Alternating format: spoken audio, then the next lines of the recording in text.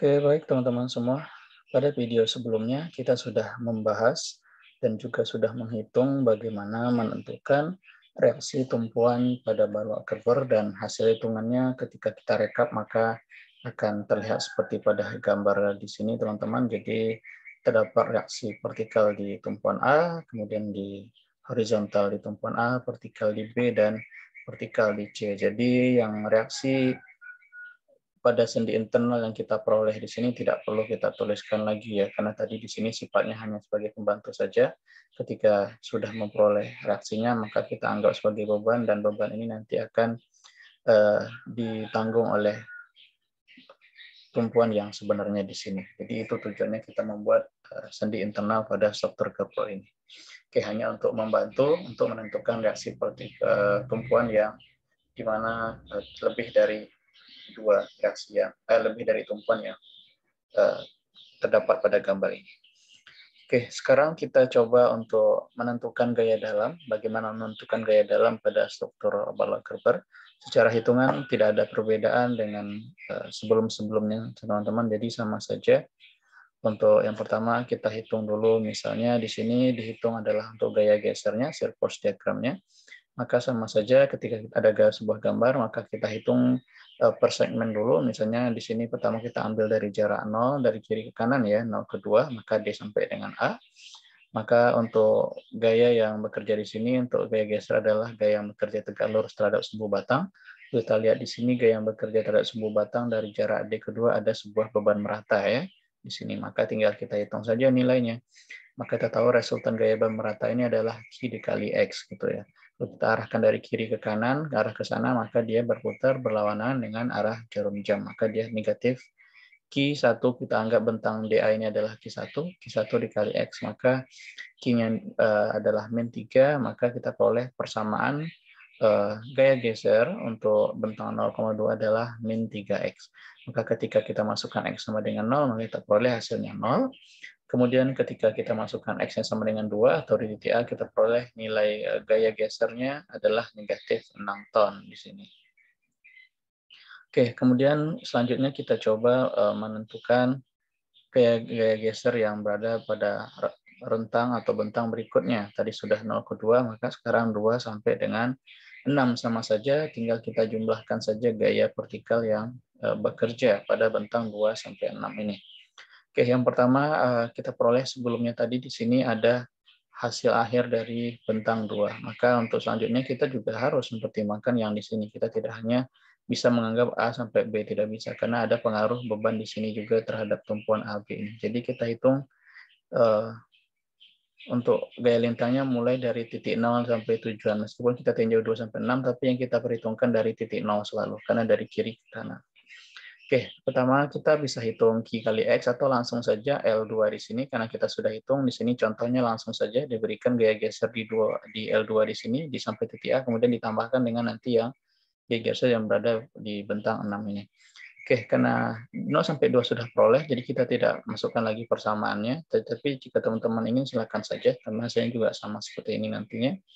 Kemudian langsung saja kita hitung gaya vertikal yang bekerja di sini dari 0 sampai 6. Kita lihat maka terdapat reaksi vertikal secara di titik A.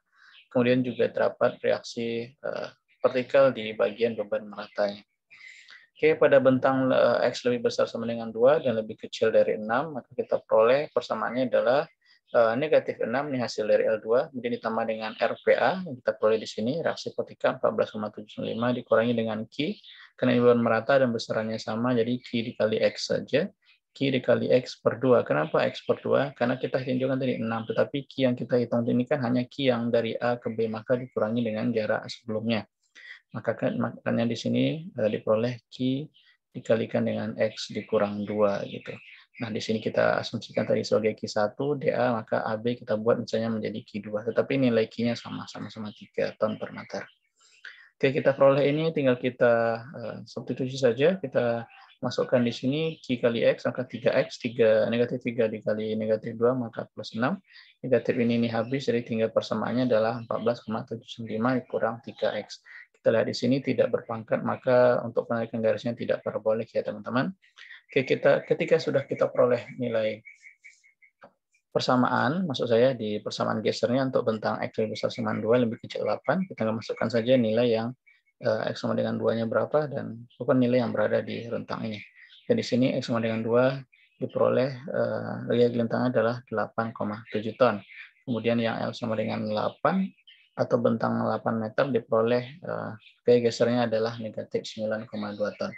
Jadi hasil-hasil ini nanti kita plot sehingga akan membentuk sebuah diagram SFT atau gaya geser. Oke, kemudian setelah kita memperoleh hasil dari bentang 0, 2 sampai dengan 8, sekarang kita lanjut lagi ke bentang selanjutnya. Tadi sudah 2 sampai 8, sekarang selanjutnya adalah B sampai dengan C, atau dari bentang 8 tambah 5 sampai 13, jadi bentang 8 sampai dengan 13. Nah, makanya sama, maka kita masukkan gaya geser terakhir yang di titik B sini, kemudian ditambahkan dengan gaya vertikal yang ada di bentang B sampai C sini. Oke, yang L terakhir tadi ada di bagian B itu adalah L8, jadi L8 tadi hanya negatif 9,2 ton, kemudian ditambahkan dengan RPB, kalau kita arahkan ke titik C, maka dia searah dengan jarum jam, jaraknya adalah 5. Tapi di sini karena kita ingin meninjau dari rentang X seperti ini, maka tinggal dikalikan 5 saja. Jadi di sini kita buat saja di sini 34. Maksud saya di sini karena kita meninjau terhadap, mohon maaf ya teman-teman, di sini kita kan menghitung SFD, jadi tidak dikalikan jarak, cuma dijumlahkan saja. Jadi gaya geser di 8 ditambahkan dengan RPB, kemudian dikurangi dengan resultan gaya di sini. Maka di sini boleh L13 yang terakhir ditambah dengan RVC, maksudnya di sini RPB yang di sini, kemudian dikurangi dengan Q-nya berapa dikali X dikurangan dengan 8, karena kita tinjau resultan gaya yang di 6 sampai dengan yang di B sampai dengan C saja, yang sebelumnya tidak gitu. Nah, sebelumnya berapa tadi, ada 6 tambah 2 8, makanya berapapun nilai X yang dimasukkan nanti yang lebih besar 8, maka harus dikurangi dengan 8. Jadi ini adalah angka 8 dikurangi dengan jarak titik terakhir yang sebelumnya di sini. Kemudian kita masukkan dan diperoleh persamaan untuk gaya gesernya adalah negatif 3X ditambahkan dengan 30,62. Ketika kita substitusi nilai X-nya ke dalam persamaan ini, diperoleh untuk 8 adalah 6,6 ton, kemudian untuk 13 adalah negatif 8,3 ton. Oke, kemudian untuk cara selanjutnya sama untuk bentang 13 sampai 15, berarti dari C ke E. Oke, untuk selanjutnya kita masukkan dulu nilai terakhir di sini tadi. Resultan gaya di sini ada berapa? Nilainya adalah negatif 8,3. Kemudian ditambah di sini C ke E, di sini reaksi vertikal C ke E dikali dengan 2. Tidak dikali 2, maaf. Ini hanya SFT, jadi tinggal menjumlahkan saja gaya vertikal, jadi RPC. Ditambahkan dengan di sini resultan gaya, jadi Q dikalikan dengan X ya. Karena dia berlawanan dengan arah jarum jam, maka negatif Q dikalikan dengan X dikurangi dengan jarak sebelumnya. Karena kita tinjau hanya resultan gaya merata di bagian C sama E saja, maka yang sebelumnya tidak kita perhitungkan. Jadi 5 tambah 6, 11, tambah 2 jadi 13. Jadi X dikurang dengan 13. Nah, kita substitusi, kita peroleh di sini persamaan untuk gaya gesernya adalah negatif 3X ditambah dengan 47,913. Ketika X-nya kita substitusi persamaan ini, maka diperoleh L13 dengan 8,9 ton positif, kemudian L15 adalah 2,9 ton. Oke, dari semua nilai ini yang kita peroleh dari tinjauan bentang per bentang, dari B ke A, A ke B, B ke C, C ke E, kita rekap, maka akan membentuk diagram SFD seperti di sini. Jadi pada jarak 0 tadi kita peroleh nilainya 0. Di sini kemudian pada jarak L2 diperoleh nilainya negatif 6.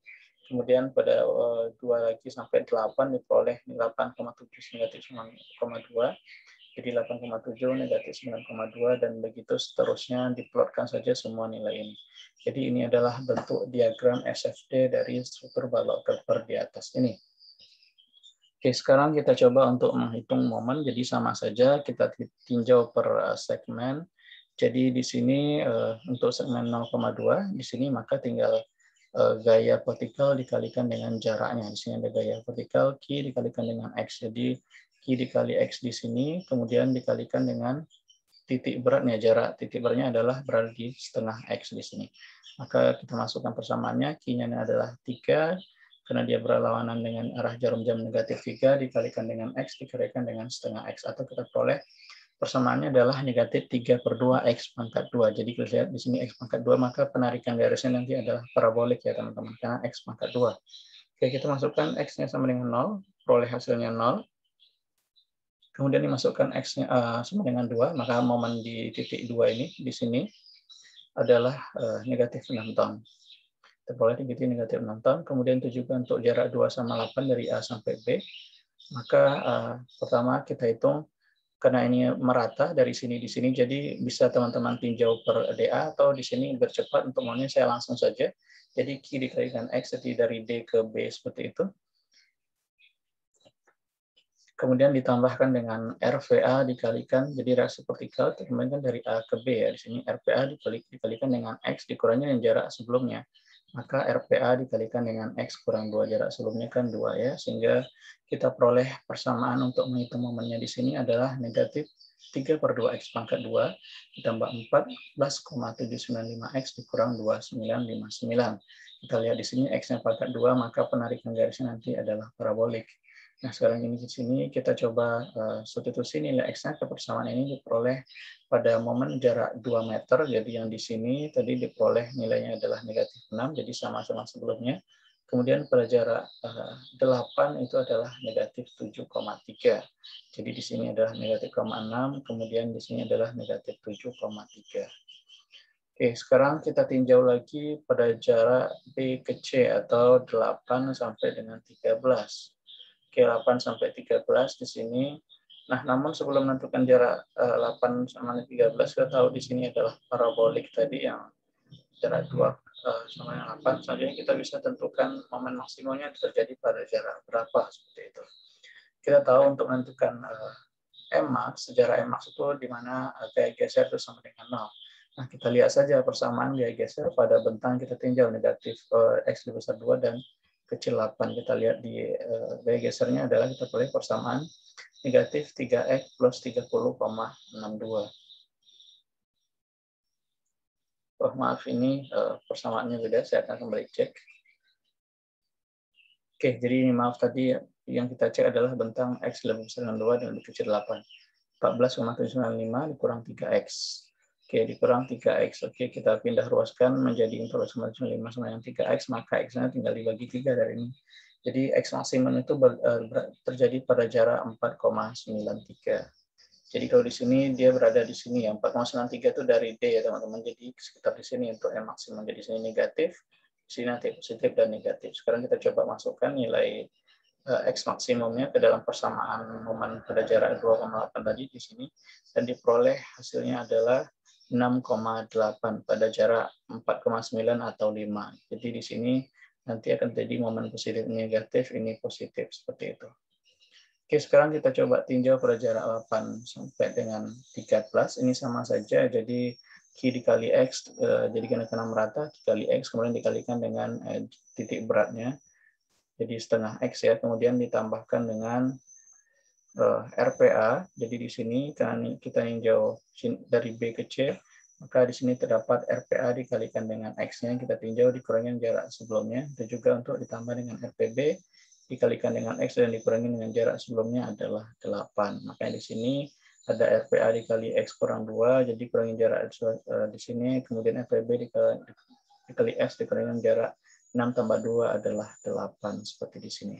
Oke, tinggal kita selesaikan saja persamaan ini dan diperoleh hasil akhirnya adalah, untuk persamaannya adalah negatif 3/2X pangkat 2 ditambah 30,62X dikurang 156,15. Sama-sama sebelumnya, fungsinya adalah parabolik, maka penarikan garisnya nanti adalah parabolik juga. Nah, kita substitusi nilai X yang menjadi 8 diperoleh negatif 7,3.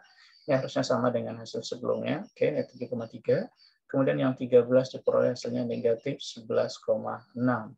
Oke, karena yang di atas adalah, yang 8 di sini adalah negatif, ini juga negatif, maka kemungkinan besar positifnya berada di bentang tengah. Kita coba cek di mana persamaan gaya geser sama dengan 0, kita peroleh tadi gaya geser negatif 3X plus 30,62. Kita tentukan X-nya adalah 10,2.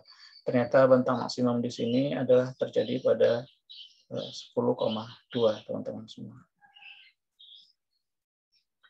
Oke, jadi pada bentang di sini terjadi pada jarak 10,2. Jadi di sini ini 8, maka di sini ada 10,2, jadi sekitar di sini.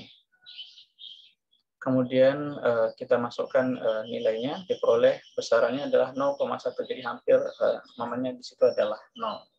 Oke, kemudian sama saja untuk selanjutnya untuk jarak 13-15, jadi semua gaya resistor gaya merata dikurangi dengan RPA dikali X kurang 2, kemudian RPB dikali X kurang 8, kemudian dikalikan RPCX dikurang dengan 13, seperti itu. Di sini X kurang 8 gitu, dan X kurang 3, RPC X kurang 13. Kita selesaikan dan diperoleh persamaan akhirnya adalah negatif 3X pangkat 2 ditambah 47,825X dikurang 379,88. Kita substitusikan X-15, maka kita peroleh hasil momen akhirnya adalah 0 Newton meter, seperti itu. Nah, kemudian setelah hasil ini kita peroleh, tinggal kita plot saja ke dalam diagram bending momen.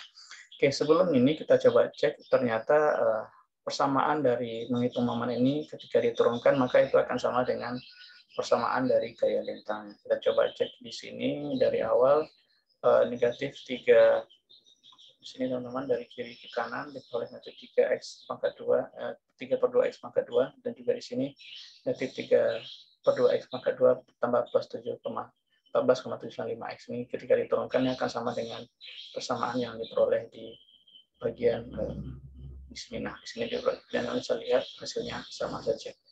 Ketika di sini diturunkan, maka 2 kali 3, 6, 6 jadi min 3x harusnya. Kita coba cek. Hasilnya min 3x sama kan, kemudian yang di bagian 2 kita turunkan ini, maka min 6x ditambah dengan 14,795. Ini adalah 0, ini turunan dari ini adalah 14,795. Jadi kita turunkan terhadap x ya.